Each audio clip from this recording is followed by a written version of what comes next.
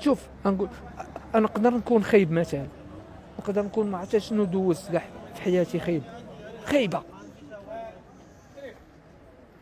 ولكن نجي عند الوالدين كنثبت. كنمشي نزورهم ديما.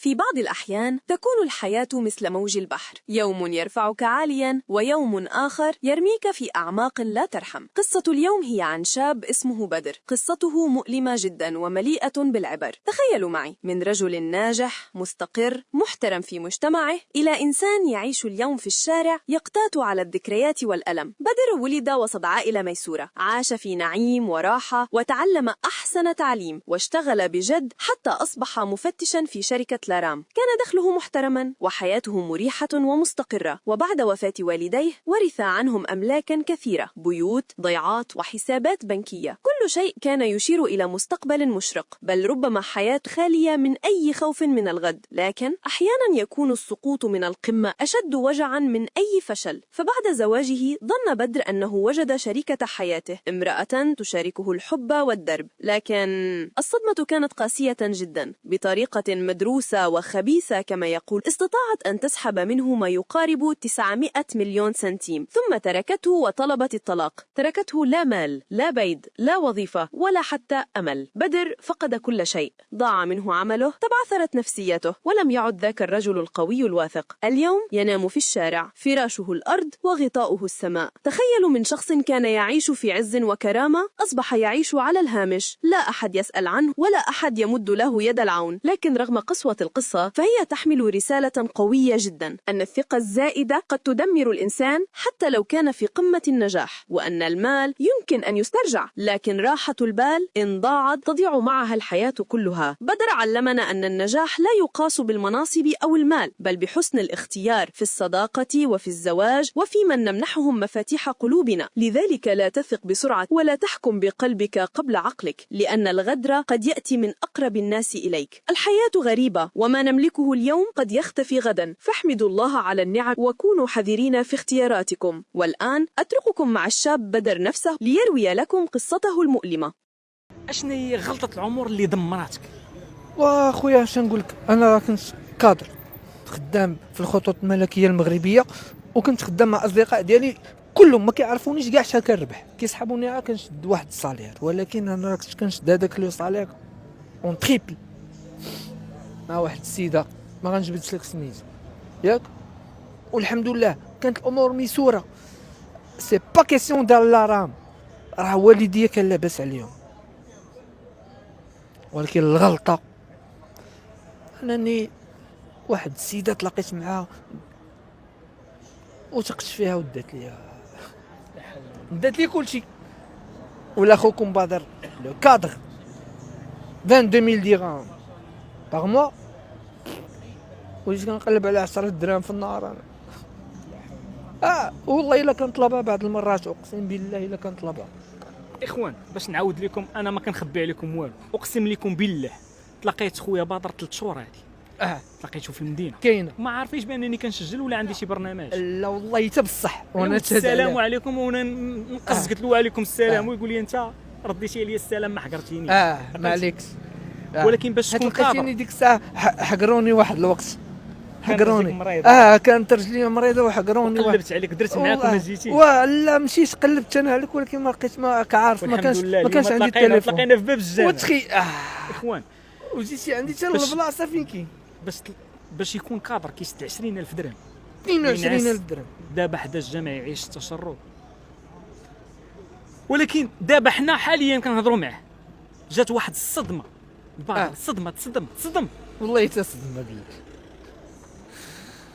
صدمه. واخا نخليو الصدمه من بعد. لا ماشي مشكل، لا نخليوها من بعد شنو وقع. ولكن عاود لهم القصه شنو دارت لك المراه ماشي صافي. الثانيه ماشي الاولى. لا فين هي الاولى؟ راه الاولى لقيت فيها خيرها، هي جات حدايا.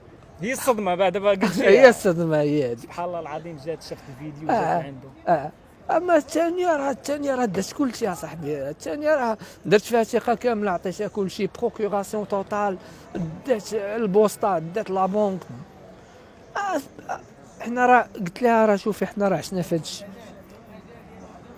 حي دات ديال الفلوس؟ راه 900 صاحبي 900 مليون. والصرف.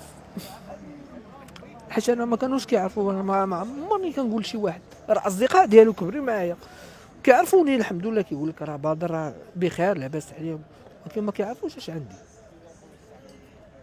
كيف ما اصدقاء صونوا بالتليفون اللي كانوا خدامين هما معاك هادوك واللي تصدموا. هادوك عارفين، راه قبيله هادشي بادر فينك بادر. وانا والله واحد كيقول لي اجي لمراكش، واحد كيقول لي اجي لاكادير، واحد كيقول لي واللي زاد صدمني هي الطريقه ديالو الاولانيه، جات مسكينه كتبكي ملي شافت الفيديو، تصدمات حتى هي تصدمات. عرفتي علاش؟ دوزنا 10. ساره راه قلتها لكم البارح، انا ساره ما دارتش معايا شي غلط ولا شي حاجه، ساره قبيحه، ولكن دابا بانت ليا درويشه. واش انا اللي درويشها ولا شي ما عرفتش. شافني وهي درويش. واخا شحال دابا باش عزيزه عليا ساره واخا والله. شنو السبب باش خرجتي من الخدمه ديالك؟ السبب ديالي انا خرجت من الخدمه، مشات ليا لاهونج هادي الرمانه دابا الورك. انا راه داير ورك اصطناعي ديال الحديد، درتو وسط الخدمه. درتو ليا واحد السيده مسكينه هي اللي تكلفات بيا. واش درتي اكسيدون طرافاي ولا شنو؟ لا سي با اكسيدون طرافاي، حيت انا ما طحتش في الخدمه. السيرف والبوكي ربى ليا البروده في هذاك الورك وتنخر. وصافي بسبب الخدمه باش حيدتي؟ صافي ما بغاوش يعطوني ان بوست فيكس، قلت لهم عطوني بوست فيكس نخدم دارك، ما بقاش نجري ما بين طياره وطياره، ما بغاوش. وديك الساعه كان لو بي دي جي لو بريزيدون ديريكتور جينيرال، شكون هو؟ وشنو درتي من بعد؟ مسيو دريس بن هيما. مشيت وانا ديميسيونيت، السلام عليكم. ديميسيونيتي؟ السلام عليكم. حيت الوالده ديك الساعه جاها كونسير، وليت كنقلب انا على الوالده، ما كنقلبش على الفلوس، حيت انا كون كنت الفلوس وجيعان ما غاديش ليا 900 ولا 800 ولا حتى مليار ولا جوج كاع، تا اقسم بالله حتى 5 المليار تنعطيهم ليها، انا نقول لها سيري في حالاتك. كنشوف فمينتي مسكينه خصها تشاف، وصافي خرج خديت ديك البركه. ما قلت لك ترى واحد الفيلم زوين، خديت البركه ديالي ياك 10 سنين ديال الخدمه خديتها، عطاها لي نيت مسيو دريس، وخديت واحد الحاجه زايده، هذاك هو اللي المهم شي واحد عطاها لي من عنده وعاوناتني على الوالده. ولكن الوالده توفات الله يرحمها. الله يرحمها، وتوفى الوالد وتوفى كل شيء وصافي. انا راه قلت لك راه كنمشي كنزورهم ديما، انا عزيز عليا الوالده وعزيز عليا الوالد. الله يرحمهم ويمسيه. شوف نقول انا نقدر نكون خايب مثلا، نقدر نكون ما عرفتش شنو دوزت كاع في حياتي خايبه، ولكن نجي عند الوالدين كنثبت.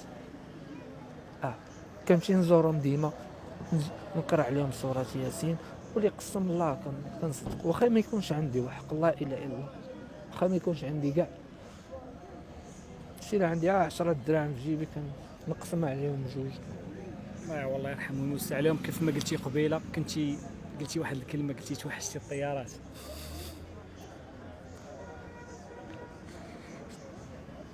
توحشت مطار محمد الخامس كان.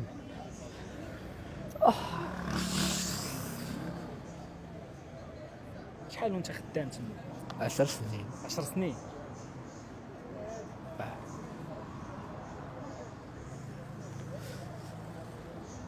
خدمنا واحد الوقت دوزناه زوينه، بورتون في الاخر ما بقاش اصاحبي. انا ماشي نقول علاش ولا كيفاش، الحمد لله الحمد لله لا حول ولا قوه. الحمد لله الحمد لله. انا ما عنديش مشكل والله، ما كنبغيش نبكي اصاحبي،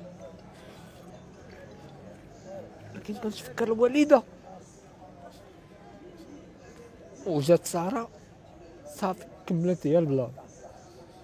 شفتك قبيله منين جيتي عندها وما قدرناش نصوروا، قلتي لنا ما تصوروش حيت قلتي لنا هذه مرتي الاولى. هي قالت يا بدر ما يصوروا كاع صافي ما يصورك حتى شي واحد. ربما تكون علاش قلت لك انا راه عندك حتى ما عرفتش واش مجوجه ولا ماشي مجوجاش ولا شحال ديال الوقت ما شتيهاش. فيه صارت وحشه حتى جات اليوم هذا بعد سنين. والله الا توحشت بالله لا طلقتها. من هذيك الساعه من طلقتي غير عاد تزوجتي بهذه السيده اللي الثانيه دمرات. صافي. بغيت نسولك اخويا باطل، قول لي هاد السيده الثانيه اللي قلتي لي دات الفلوس واللي دمرت لك حياتك، الا لقيتيها على فراش الموت كطلب منك السماح تسمح لها؟ انا مسامح هاد الدنيا واخره قبل من فراش الموت، راه قلتها البارح والله الا مسامح لها بالله. عرفتي علاش؟ على وجه الله سبحانه وتعالى. ولا كانت شي حاجه بينه وبين الله ديك الساعه هي تفكها بينه وبينه، انا مسامح ما عندي ما ندير بفلوس. واخا خويا باطل دابا حاليا شحال ديال الوقت وانت كتنحس في الزنقه؟ من 2022 2022 3 سنين دابا حاليا عندك هنايا البلاصه حدا باب ديال الجامع، هي هذيك البليصه طوبيس 50 هنايا هنا في الولفه.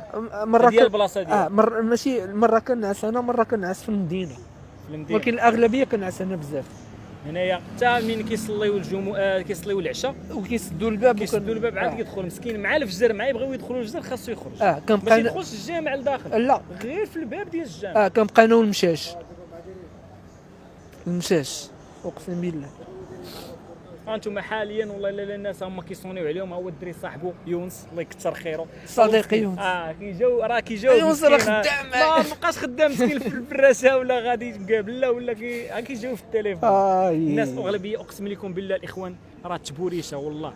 عرفتي دابا من جينا بغينا نسجلوا معاه شحال من واحد جاي واقف دابا باغي يسلم عليه. والله العظيم لا انا تخلعت راه بغيت نهرب راه بنتو ليا كشار كنقول واش هادو بوليس ولا شنو ولا ديستي ولا شنو.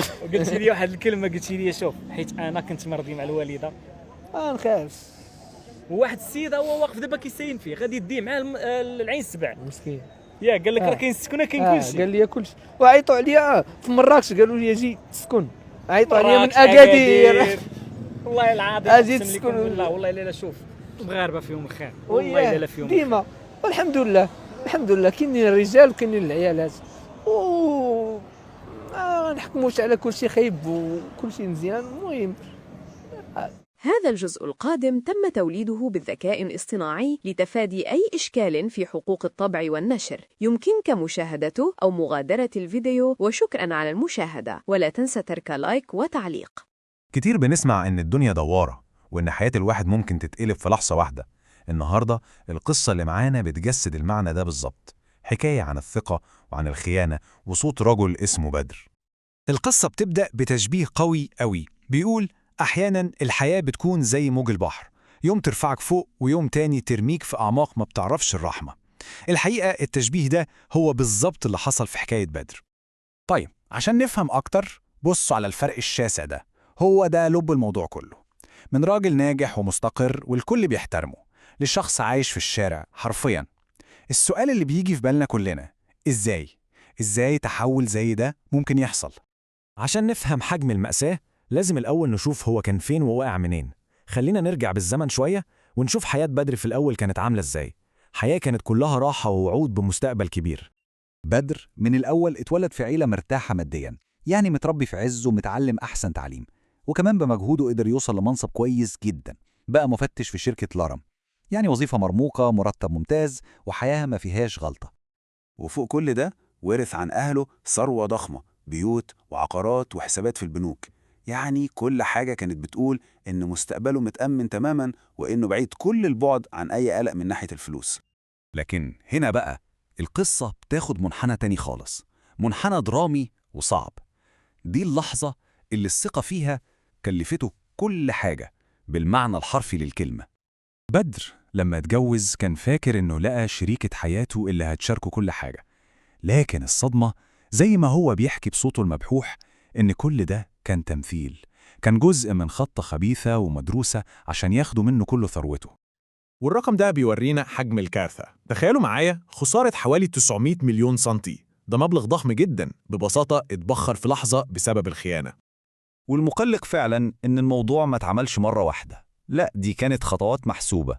الأول كسبت ثقته العمياء، وبعدين بدأت تسحب منه كل ممتلكاته بشكل ممنهج، وفي الآخر خالص سابته ورفعت قضية طلاق. والنتيجة لقى نفسه من غير فلوس ولا بيت ولا شغل.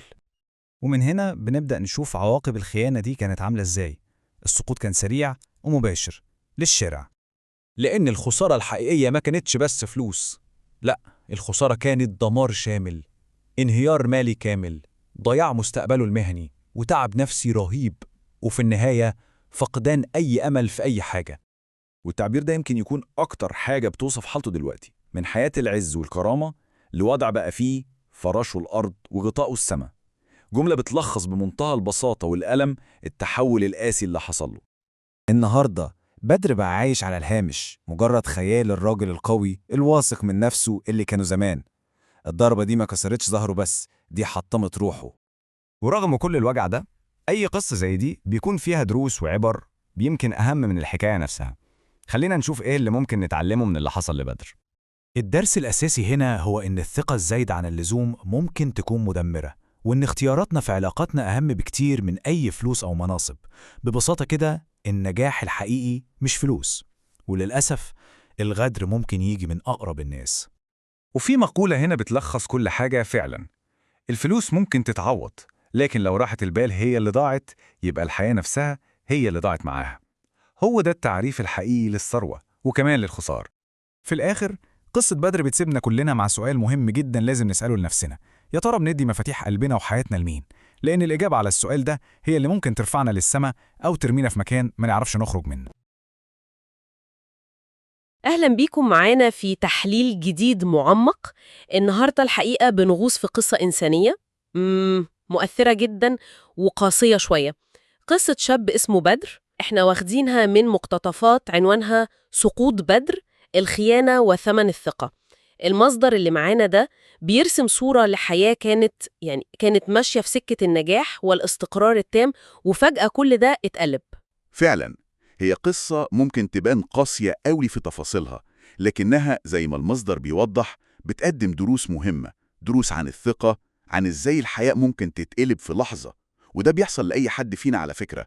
والأهم كمان عن أهمية اختياراتنا. هدفنا هنا مش بس نحكي اللي حصل لبدر، لا، احنا عايزين نحاول نفهم العبر اللي المصدر بيحاول يوصلها لنا من خلال التجربة دي. تمام. طب يلا بينا بقى نفصص الحكاية دي خطوة بخطوة زي ما المصدر بيعرضها. خلينا نبدأ من الأول خالص. بدر ده كان إيه ظروفه قبل كل اللي حصل؟ المصدر بيقول إنه نشأ في أسرة ميسورة الحال، يعني مرتاح ماديا من صغره، اتربى كويس، اتعلم كويس. حياته الأولى دي كانت نقدر نقول شبه مثالية. ظروف كويسة يعني؟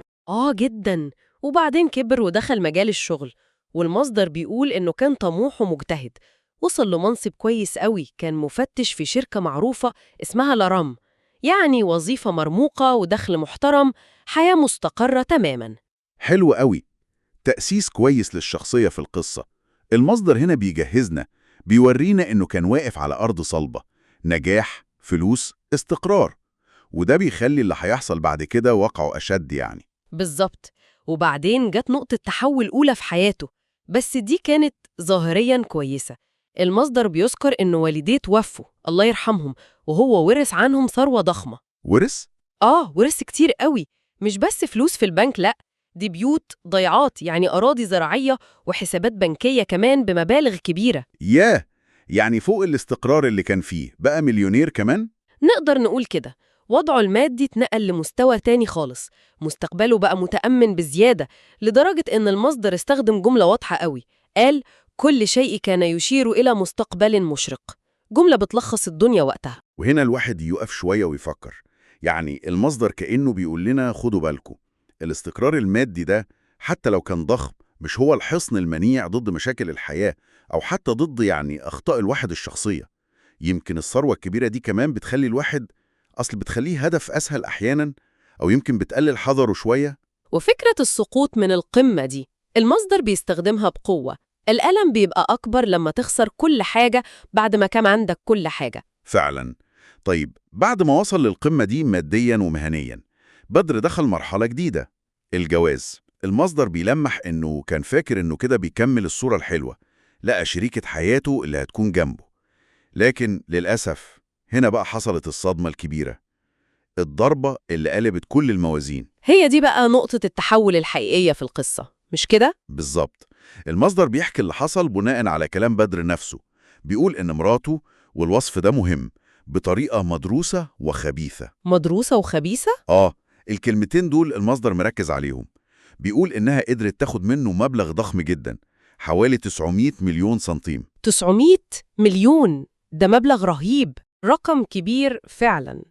المصدر مش بيقول التفاصيل إزاي ده تم بالظبط، بس بيركز على النتيجة.